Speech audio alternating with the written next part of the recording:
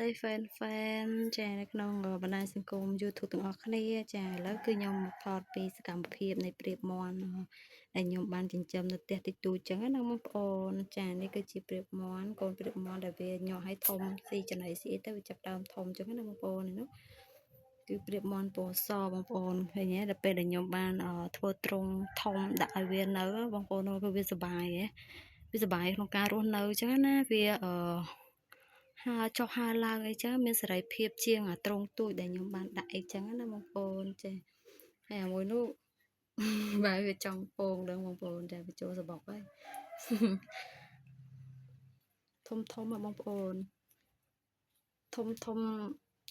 ពេលវាស៊ីចំណីទៅឃើញធំមកប៉ុន្តែឆាប់ទៅទូចទៅធំទៅស្លាប់ដែរបងប្អូន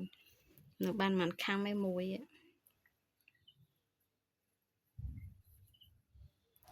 ហើយរួមនៅក្នុងទ្រុងនេះគឺខ្ញុំដាក់តាបួននឹងទេដើម្បីឲ្យវា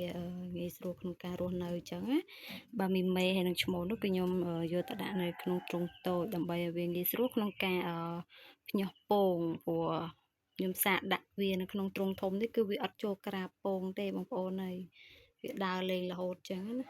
ឥឡូវវាមកស៊ីចំណីហើយគឺចំណីគឺខ្ញុំដាក់បញ្យួរចឹងមកដើម្បីងាយស្រួលវាស៊ីចឹងណាចាមានទឹកមានចំណីមិនដាក់តែមកកន្លែងហ្នឹងទេនេះគឺខ្ញុំដាក់នៅមួយជាហៀងនេះមួយទៀតកុំឲ្យដដើមគ្នាស៊ីចឹងណាបងប្អូនចា